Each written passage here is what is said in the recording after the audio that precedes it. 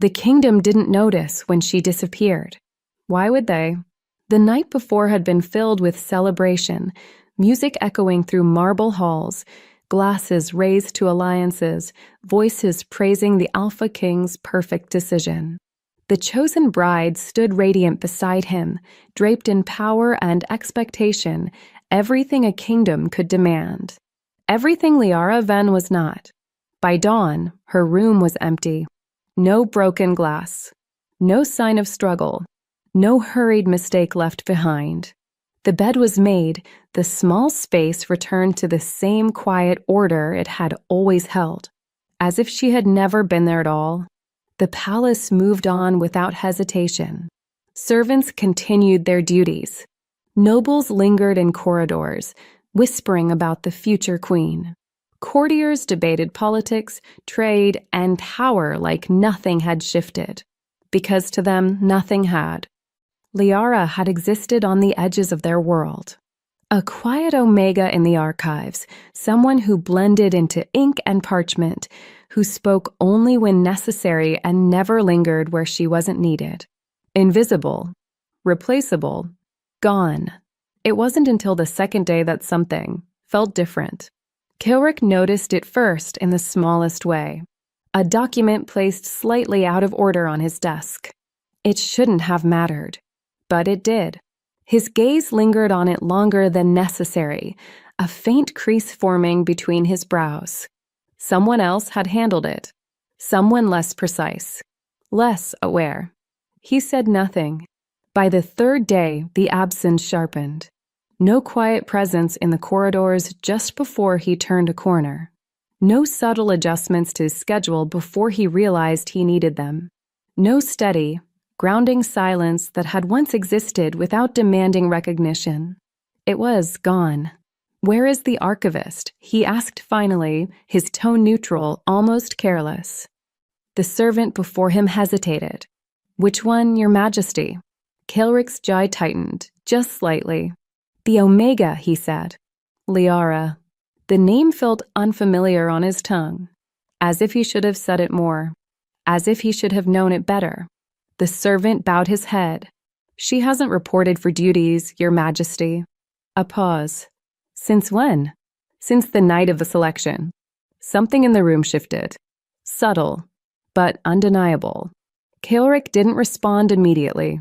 His gaze drifted, unfocused for a fraction too long, as if replaying something he hadn't realized mattered at the time. A glance across a crowded hall. A presence at the edge of his awareness. "Gone." "Find her," he said.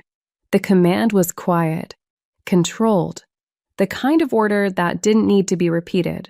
The servant bowed quickly and left. The doors closed. Silence followed. Kilric remained where he stood, unmoving, his expression unreadable.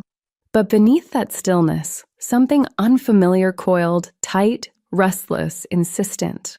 He told himself it was routine, a missing servant, an unexplained absence, nothing more. But as the hours stretched on, the feeling didn't fade. It grew. By the fourth day, he stopped delegating the search. By the fifth, reports were no longer enough. By the seventh, the celebration banners were still hanging from the palace walls. But the atmosphere had changed. Tense, uneasy, because the Alpha King was no longer celebrating his future. He was hunting his past. And somewhere beyond the borders of his kingdom, the one he had never chosen, had become the only one he couldn't ignore. Kilric didn't sleep that night. Not from worry, not from fatigue, but from the gnawing awareness that someone he hadn't acknowledged, someone he had never truly noticed in the way that mattered, was no longer within his reach. Liara Ven had vanished like a shadow at dusk, leaving only a faint trace of presence behind. By the early hours, scouts were dispatched, their movements silent across the city's rooftops. Couriers fanned out toward the outer villages, questioning travelers, merchants, and anyone who might have glimpsed a lone Omega slipping quietly into the early dawn. Every moment he waited for news, The emptiness in the palace gnawed at him, sharp and persistent. Meanwhile, Liara was already miles away. She had traveled light, no possessions beyond what she could carry, no words to anyone who might recognize her. Each step she took carried the weight of relief and the unfamiliar strain of fear. Fear of discovery. Fear of being brought back to a world where her heart had been ignored, dismissed, laughed at.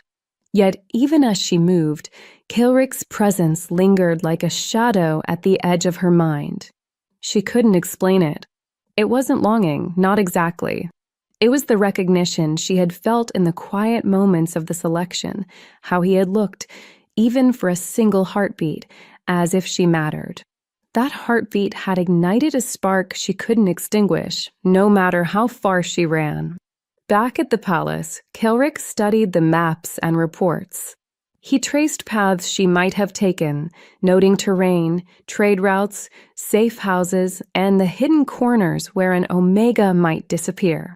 Every choice she had made was a challenge, and every choice she would make was a test he intended to meet. He paused, staring at the empty corridors she had once filled with quiet energy. His fingers tapped against the edge of the desk, slow, deliberate.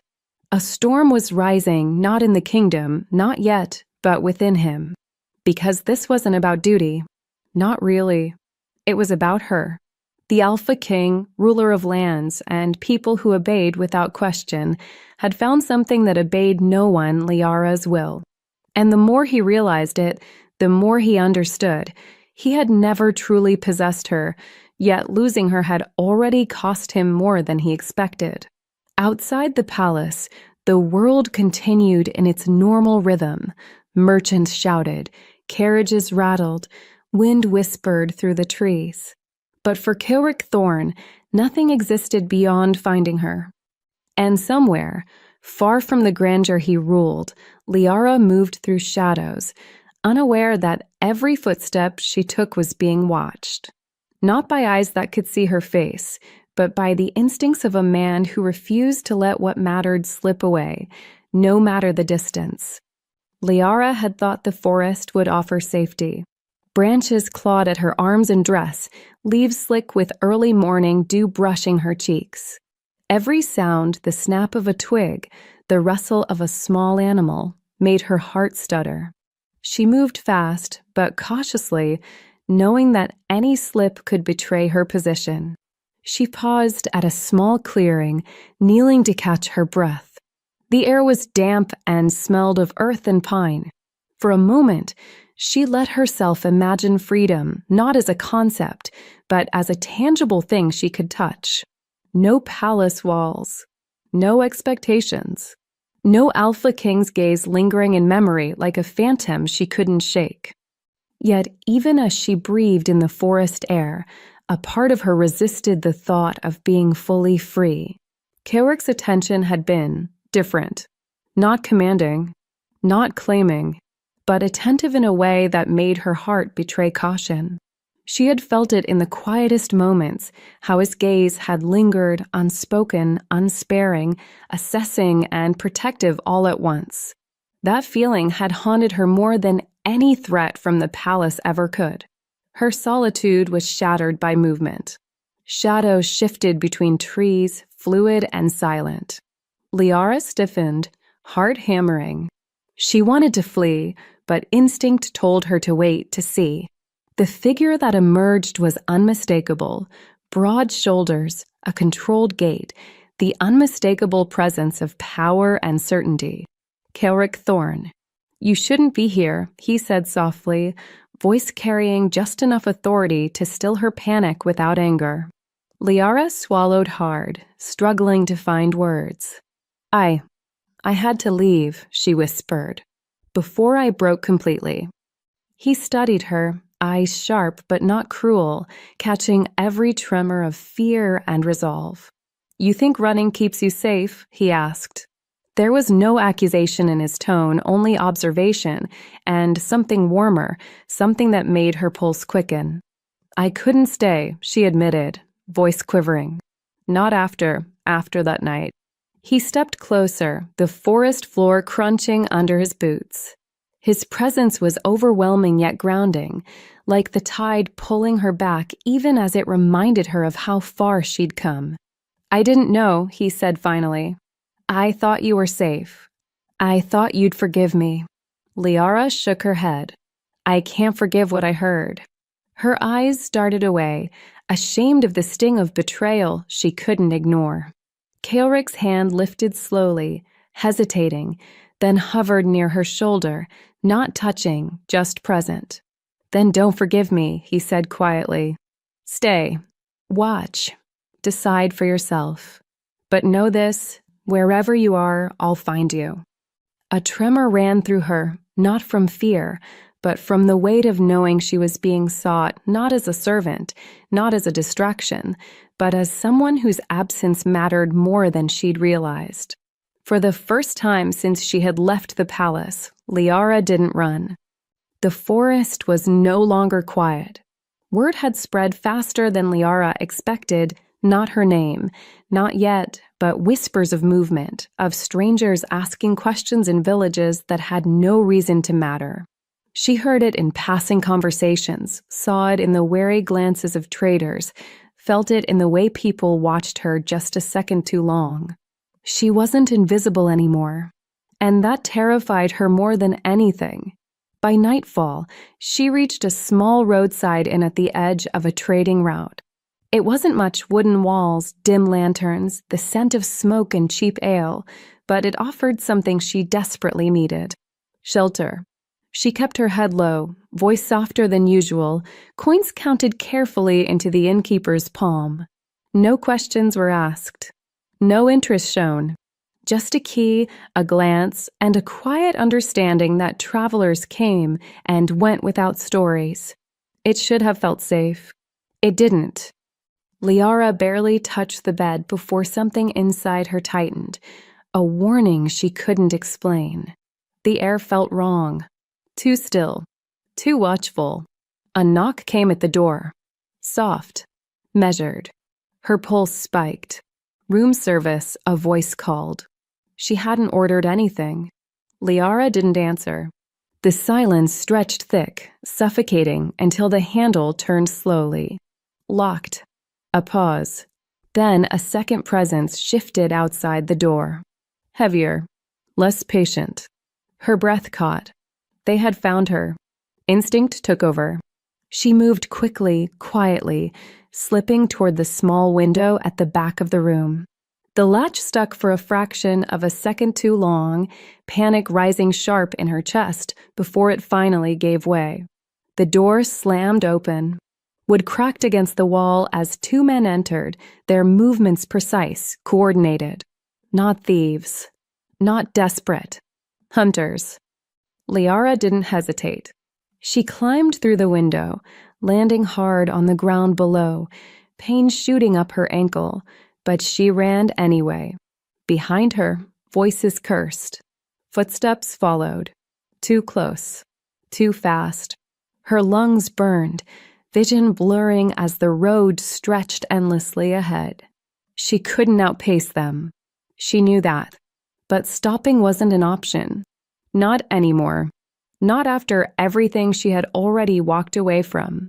A hand caught her arm. She twisted sharply, panic surging, but the grip that steadied her wasn't rough. It was firm. Familiar. Enough. The voice cut through the chaos like steel. Kaelric. The men behind her stopped instantly. Not from hesitation, from recognition. Liara froze as Kaelric stepped in front of her, placing himself between her and the threat without a second thought. His presence filled the space, controlled and absolute, leaving no doubt about what would happen next. "You're far from where you should be," one of the men said carefully. Kaelric didn't look at them. His attention was on her. Always on her. "I told you," he said quietly, his voice low enough that only she could hear. "Wherever you go." His fingers tightened slightly around her wrist, not restraining. Anchoring. "I will find you." Liara's breath shook, not from fear. but from the dangerous realization that no matter how far she ran, she was no longer sure she wanted to escape him. Kilrick didn't release her immediately. Not after the men retreated. Not after the danger passed. His hand remained around her wrist, firm, steady, grounding in a way that unsettled her more than the attack itself. "You're hurt," he said, his gaze dropping briefly to her ankle. Liara pulled her arm back, not forcefully, but enough to reclaim space. "I'm fine." A lie.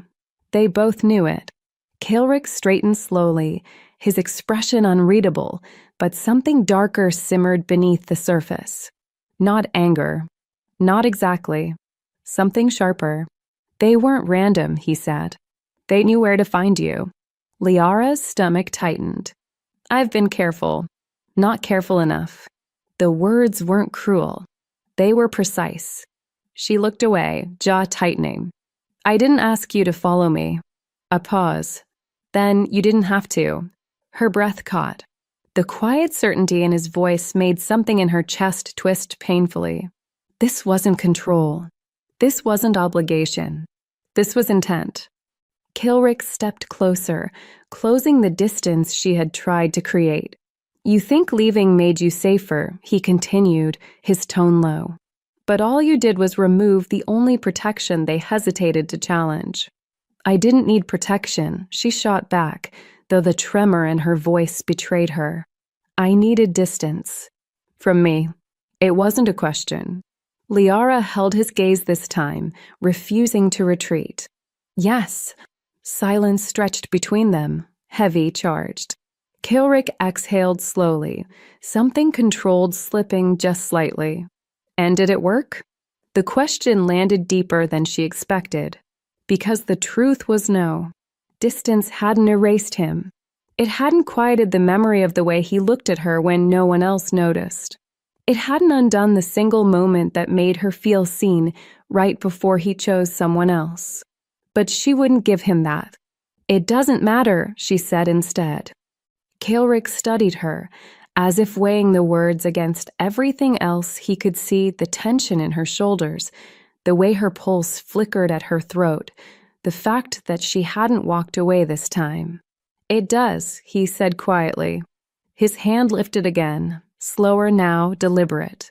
He didn't touch her immediately, just hovered close enough that she could feel the warmth, the intention.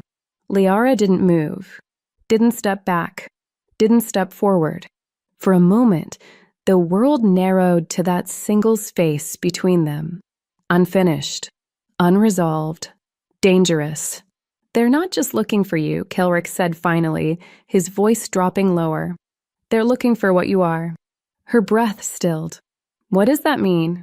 His gaze didn't waver. "It means," he said, "you were never as insignificant as you believed." The words hit harder than any threat. Because if that was true, then everything she had run from had been chasing her long before she ever left the palace. They didn't return to the inn. Kilrick didn't even suggest it.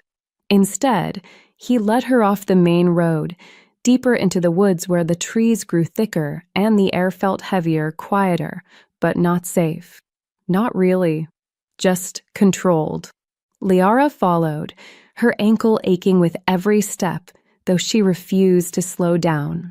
Weakness was no longer something she could afford to show, not to the men hunting her, and not to the man walking just ahead of her like he owned every path they crossed. "You can barely walk," Kilrick said without turning. "I'm keeping up." "That's not the same thing." She didn't respond. The silence stretched until he stopped abruptly, forcing her to halt just short of colliding into him. When she looked up, his expression had changed, less distant, more focused. "On her." "Sit," he said. "I'm fine." Liara. Her name, spoken fully, deliberately, sent a sharp, unexpected shiver through her. Before she could argue again, he reached for her ankle. His touch was firm but careful, fingers pressing just enough to assess the injury. She sucked in a breath, more from the sudden closeness than the pain. "You're not fine," he said quietly. "I didn't ask for help." "No," he agreed. "You didn't." His hands didn't leave her. For a moment, neither of them moved. The forest seemed to hold its breath around them, the tension shifting into something heavier, something that had nothing to do with danger and everything to do with proximity. "You keep running from me," Kelrick said, his voice lower now. "But you're not afraid of me." Liara's pulse spiked. "You don't know what I'm afraid of." His gaze lifted to hers, sharp and unrelenting. "Then tell me." The challenge hung between them. She could have said it, could have told him that she wasn't afraid of his power, his authority, or even the men chasing her. She was afraid of what he made her feel. Instead, she looked away. "You chose someone else." There it was. Simple. Undeniable. Kilrick didn't react immediately, but his hands stilled, the shift subtle yet unmistakable. "That was a decision for the kingdom," he said. "And I wasn't." Her voice didn't break. That made it worse. Kilrick stood slowly, the space between them widening again, but not enough to ease the tension. "You think that made you less important," he said. Liara let out a quiet, humorless breath. "Didn't it?"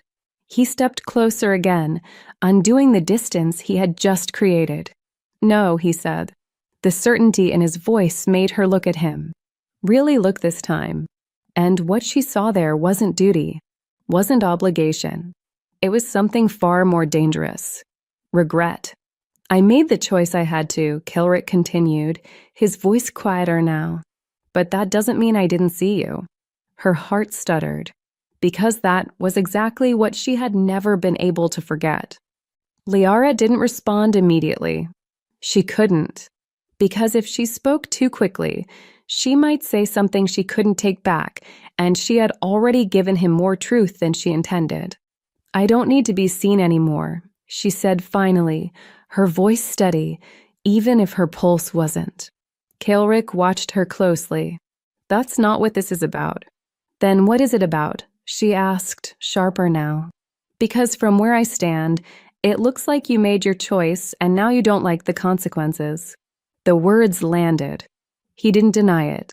That unsettled her more than if he had argued. Before he could respond, a sound cut through the forest. Not close, but not far enough. Kilrick's entire posture shifted instantly, every line of his body tightening, focus snapping outward. Liara felt it too now. Movement. Controlled. Deliberate. "They found us again," she whispered. "No," Kilrick said quietly. "They were already here. The difference mattered. A lot." He stepped in front of her without thinking, placing himself between her and the direction of the sound. But this time, Liara didn't stay behind him. She moved to his side. His gaze flicked to her briefly, something unreadable passing through his expression. Not disapproval. Not quite approval either. Recognition. "They're not just hunting you," Kilrick said under his breath. "They're closing in." A figure emerged between the trees. Then another. And another. More than before. Better prepared. This wasn't an attempt to scare her. This was a retrieval. "You've been difficult to track," one of them said, his tone almost conversational. "But you were never meant to stay hidden." Liara's stomach tightened. "Who are you?" The man smiled faintly. "The ones who know what you are." The words hit like a blow. Before she could react, Kilrick stepped forward slightly, his presence expanding, cold, commanding, absolute. "You don't get to speak to her." The man's attention shifted to him, interest sharpening. The Alpha King." A pause. "Then you chose the wrong woman." Something in the air snapped. Kilrick didn't move, but the threat in his stillness was unmistakable. "You're mistaken," he said quietly. The man's smile widened. "Am I?" His gaze slid back to Liara. "Ask her," he continued. "Ask her why she was placed in your palace in the first place." Liara froze. "What?" But the man didn't answer, because the next moment, everything broke. They moved all at once. Kilrick reacted instantly, intercepting the first strike before it reached her. The clash was sharp, violent, precise. But this time, Liara didn't freeze, didn't wait, didn't hide. She stepped forward, grabbing a fallen weapon with unsteady but determined hands. Her heart pounded, fear and adrenaline crashing together, but she didn't stop. Because this time, she wasn't just being hunted. She was being revealed. And somewhere beneath the chaos, a single, terrifying truth began to surface. She hadn't ended up in the palace by accident. She had been placed there. The fight ended as quickly as it began, not because the attackers were weak, but because Kilrick was not. The forest stilled again, broken only by the sound of retreating footsteps and the sharp rhythm of Liara's breathing. The men hadn't stayed to win. They had stayed just long enough to confirm something. And then they were gone. Kilrick didn't chase them. For the first time, he turned to her instead. What did he mean?